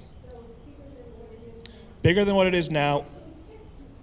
You can actually fit two. The two outside lanes will have quelling lanes, so those will actually be 18 inches longer, so you can actually do circle swimming in there. And then we will have a dedicated warm water recreation therapy pool for swim lessons, aqua aerobics, introduction to water, learning how to swim, and things like that within there. 6 lanes plus a dedicated recreation pool, and we're looking at introduction to water, some sort of splash pad activities for water desensitization for kids with diverse abilities, neurodiversity, toddlers. Like I have a 15-month-old who just spends all day at our water table. So we'll have those types of opportunities in there. And so when we do this and when we look at the latest and greatest technology, we probably have 3,000 pools in the Y system. We work with the best aquatics designers. We have the latest technology, and we will dedicate the time it takes to make sure that we have the right temperatures, because most of the time when you get into pools, it's water depth and it's temperature, right? And then it's alkalinity and chlorination of the water. So they will be the best. They will be the best pools in, I'm gonna say Denver, right? At the end of the day. So we'll have a deep end. We'll actually go to 9 feet, so we'll be able to do deep water aqua aerobics in there. And we'll have a gradual transition in the lap pool from about 3.5 to 5. So when we do very rigorous aqua aerobics, and I've seen some of the ladies that take the classes, they get into it. We will have a lot of opportunities for very diverse programming within this pool. That pool is one of the probably 30 different places within the YMCA that we have to mold that body of water around the curriculum that we want to do, and we have a lot more work to kind of get into it, but it's really going to start with the best pool model that we're going to have for you guys.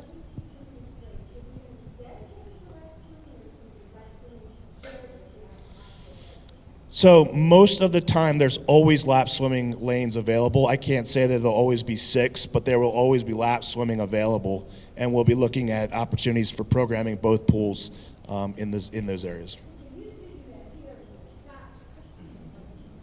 Sure.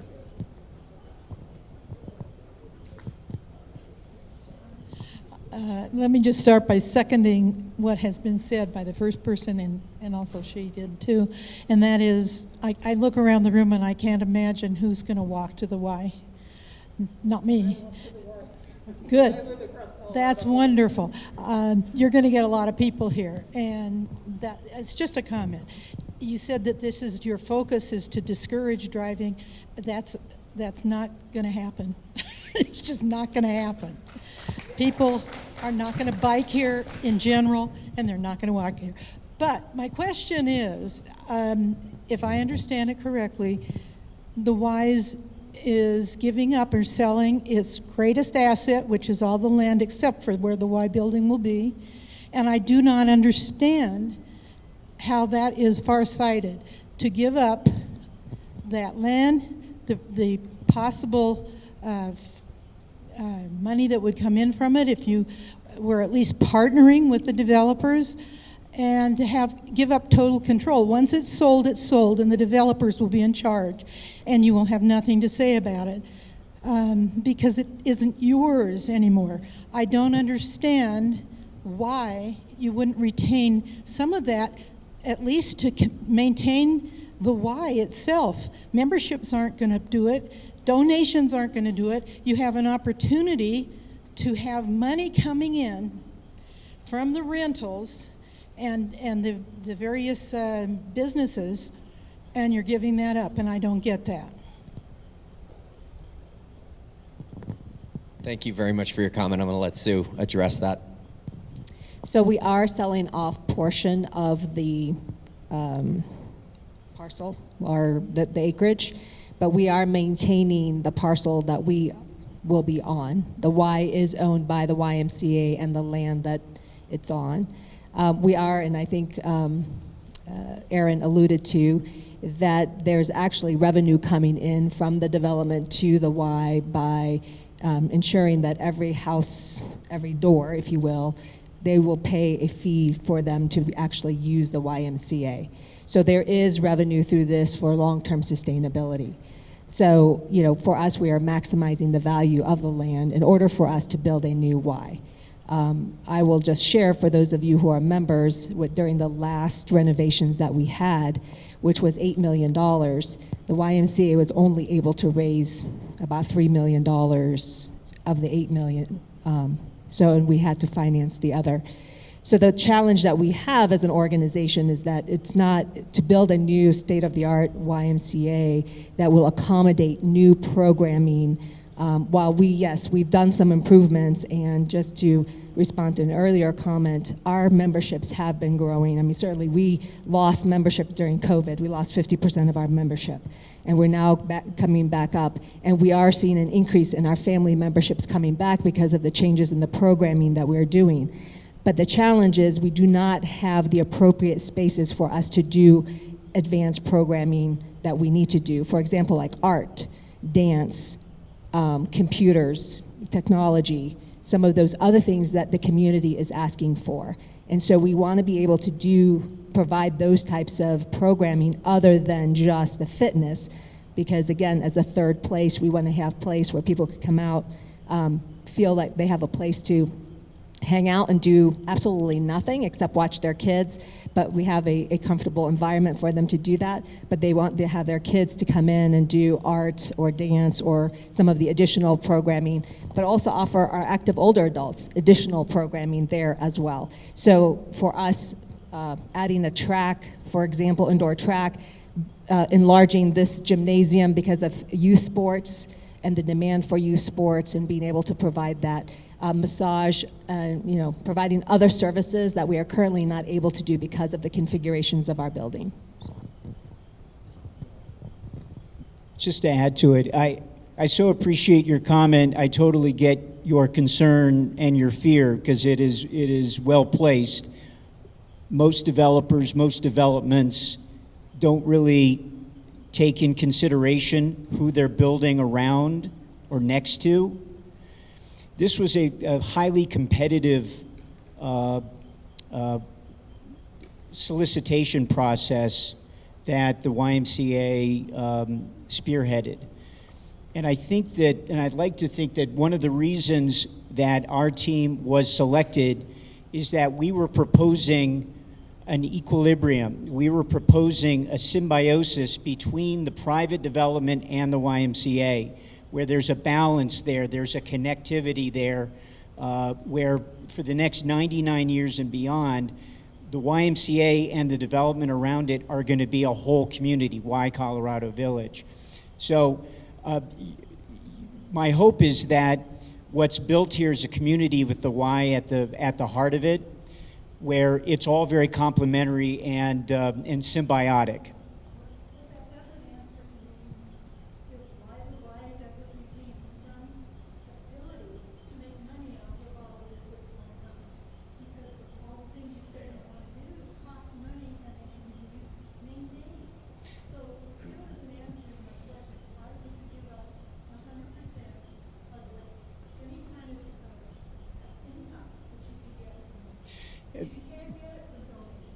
The private development is going to be proffering regular funds and payments to the YMCA through YMCA memberships that we are buying for the residents of the building. So that's ongoing revenue.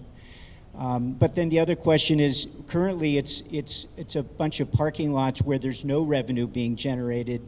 This way, it really does create something that not only gets, to Sue's point, a beautiful new YMCA, but also new revenues and taxes and everything else for the community and the city.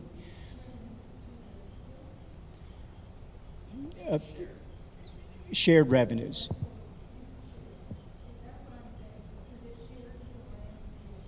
Yeah, we're buying memberships for all the residents of the ongoing memberships for all the residents, and we're giving the YMCA a significant amount of money so they can buy a new facility. Build a new facility. So I think just, and again, we appreciate the question here, but when the board looked at this and we looked at different options, because there are different options for us that we could have structured the deal, right?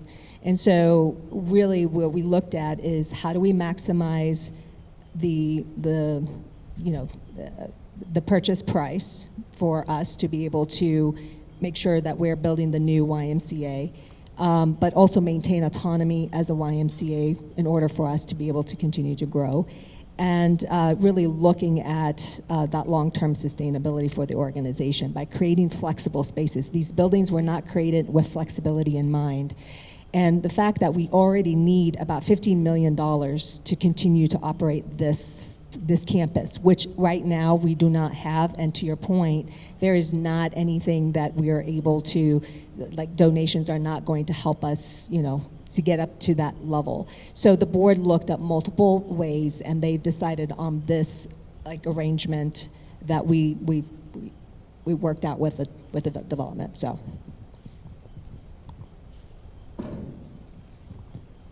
Hi, so I just have a clarification question first. It's my understanding that there is an access to the YMCA from Jackson Street, a pedestrian access, is that correct? Okay, what's part of the plan to prevent people from parking along Jackson Street to access the YMCA? We don't have a clear plan or answer to that specific question today, but it's something that we need to consider, and we'll thoughtfully have dialogue with the city around how to protect Jackson Street and other adjacent residential streets from the overflow parking need that I've heard multiple times tonight is a concern from the community. So we can't make that decision unilaterally. These are public streets, right? So we need to dialogue with the city about how to potentially handle that and possible solutions for that exact concern.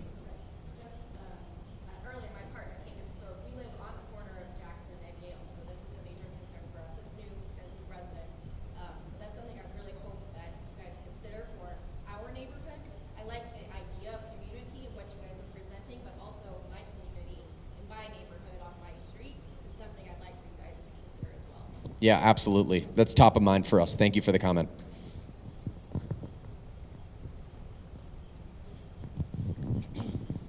So I just wanted to know, how many units do you think the building will hold? And also, when it comes to grocery store anchored, can you hear me now? Okay. I asked initially how many units would be in the apartment building. And secondly, when it comes to grocery anchored development, sometimes grocers back out.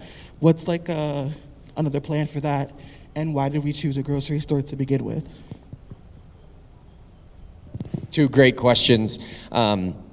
So right now, the current massing that you've seen is in the high 400 units for apartments. That's broken into the two buildings, the two residential buildings that are on Colorado Boulevard. And then the second question was around why would a grocer choose to be here? And why is that part of our plan? And what do we do as a backup? This happens to be sort of my specialty and passion is retail development and making great retail restaurant spaces. And we are currently right-sizing that. So there's a lot of grocers that are larger, like King Soopers across the street that's 130,000 square feet. There's Sprouts, right? There's Natural Grocers down the street, but there is a gap here for a smaller grocer that's in that 8 to 13,000 square foot range, and we've already solicited the market for preliminary interest, and we've heard that yes, there is preliminary interest here. So I'm not just, projecting that interest. We've already heard that there would be preliminary interest. Having said that, I 100% agree with you. Grocers back out. We had a project with Lucky's Market, and they declared bankruptcy. And we need to be nimble. And the best projects are ones that can change and remain there and keep their integrity, right? So the basis for this is what you saw today. However, we will be nimble and we'll respond to the marketplace as needed. So if that grocer needs to become something else and become maybe a signature restaurant space or a space that we dedicate to to some other service or use that is complementary with the YMCA, we will move to do that to make sure that this is a place that doesn't have overbuilt retail or vacancy, right? That's not what we want to end up with. We want to end up with very active spaces. So great comment, appreciate it. You just mentioned 400 units, residential. How many bedrooms are we talking about? Because so you're talking about 180 parking spaces for 400. Yeah, yeah, because Denver, expensive. You're going to have people with roommates. You're going to have, if you've got 2-bedroom units, you're going to have between 2 and 4 people. And so, being one of the owners of the 5 houses on Jackson, I am concerned about parking. Yeah, absolutely. So 400 units, probably equates plus or minus to, 1.2 of that of actual bedrooms, because we will have 2-bedroom units, we will have 3-bedroom units, right? We'll have some studios, we'll have some 1-bedroom units, and most likely our parking ratio will exceed 1 per 1.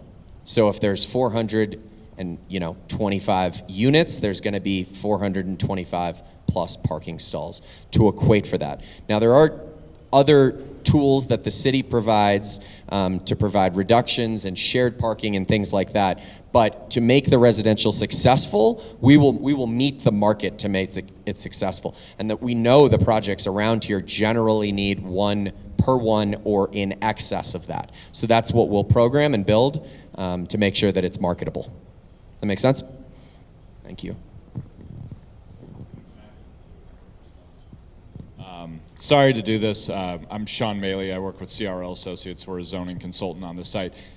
Since that question has been asked, and I have a feeling that some folks hear 400 apartments and are worried about that, I do want to remind folks that the site is zoned a mixture of campus zoning and 5-story zoning that would allow that or more today. So what we are proposing through this rezoning and development is mixed use, potentially fewer apartments with other uses and open spaces, and not just doing that. So it is not that use or that scale of residential is not allowed today. It is.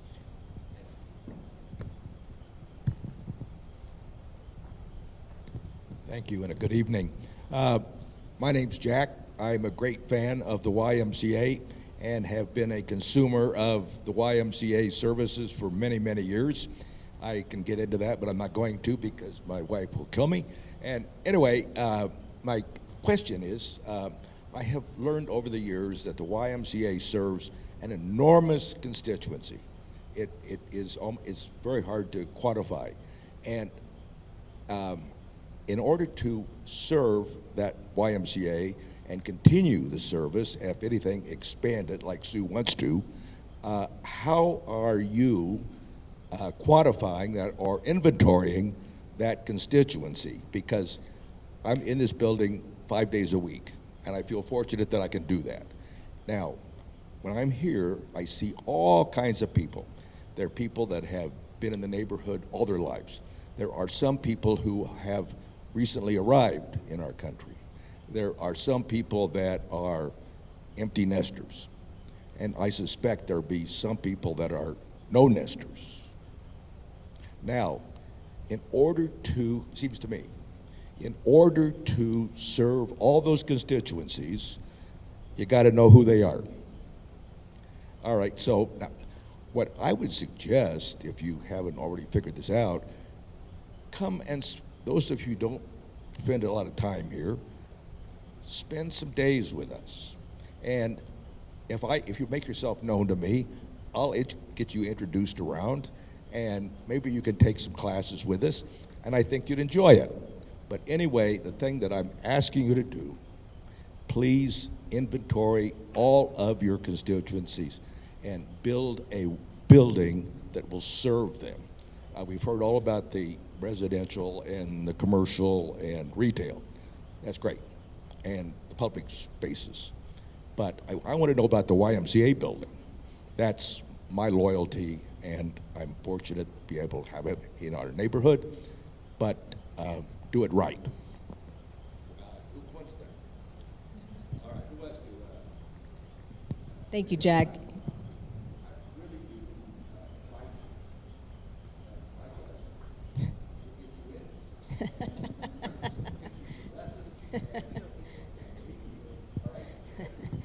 Yeah, so thank you, Jack. So just as a point of clarification, we have been doing a lot of communication, both in small groups as well as large surveys with our members and the surrounding community in regards to really what they want.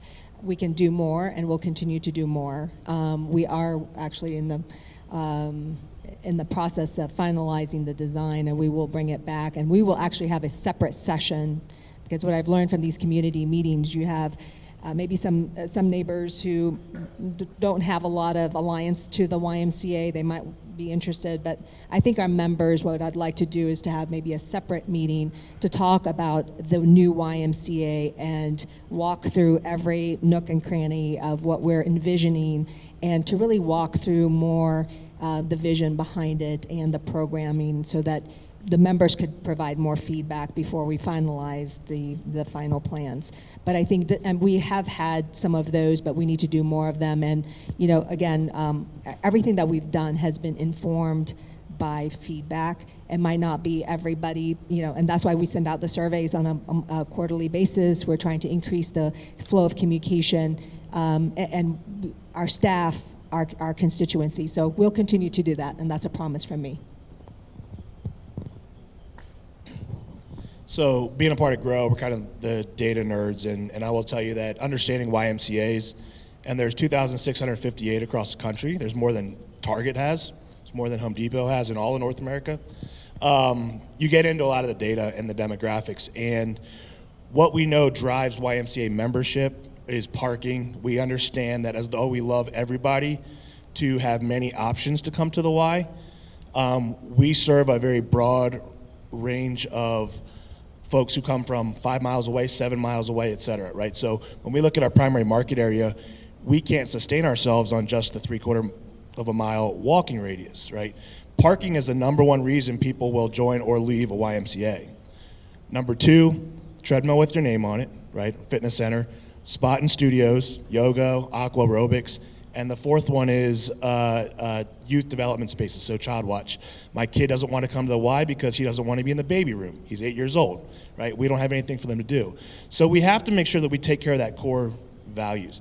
The stuff that people stay for the Y are the small groups that they create amongst themselves, right? The coffee hours, the social gathering spaces, the aqua aerobics on Tuesday mornings at 9 a.m., the pickleballers, right? All this stuff. So we have to make sure that we not only take care of our existing membership, we have to enhance it.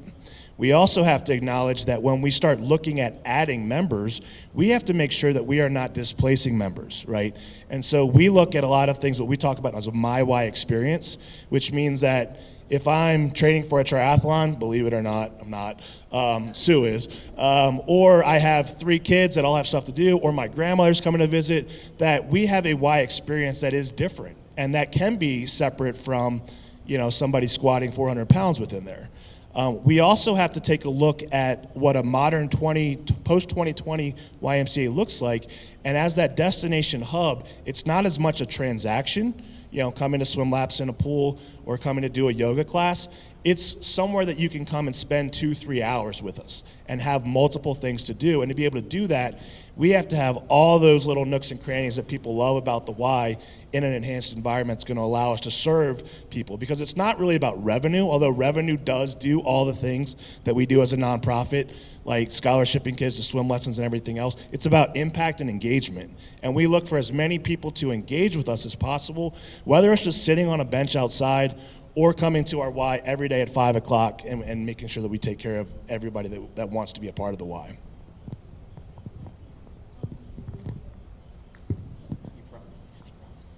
Okay, this is a whole different thing. I totally am with the plan for the Y. That's great. My concern is the density that's going to be created here, and that doesn't have to do with the Y.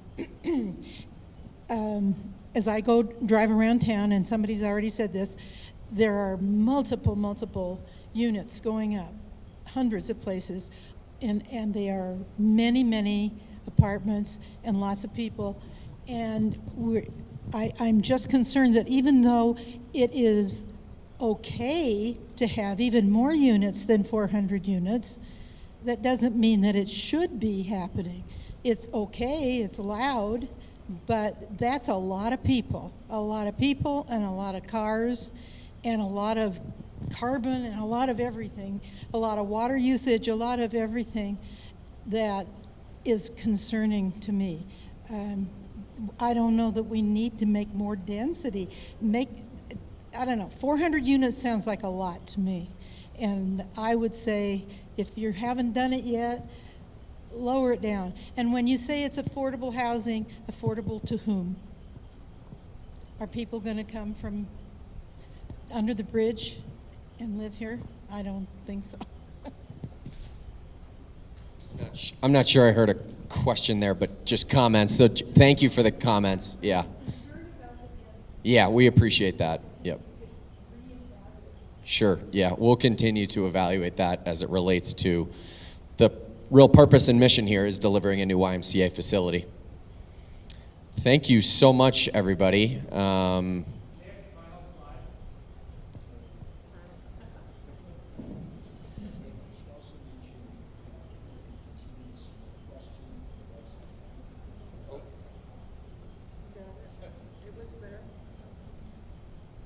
Yeah, so good point, Aaron. You can continue to submit questions. Also, as I said earlier, I am available. I've met with many residents at the Starbucks across the street, and we'll continue to do that. And Sue has made herself available as well. So we're here to hear you and to continue to collaborate. This is a timeline. One of the other folks had asked sort of about timeline, and I would say this is an aggressive timeline, but the top bar there is sort of what we're in right now, which is the City Development Review, which is the Large Development Review and the Infrastructure Master Plan, or IMP. Once we complete that, we sort of have the framework to deliver these buildings. Right below that is the city rezoning process. We have not submitted yet, and this is why it's aggressive, because those dates are probably pushing because we need to submit for city rezoning, and that has not happened yet. So those top two bars likely are going to push another quarter or so.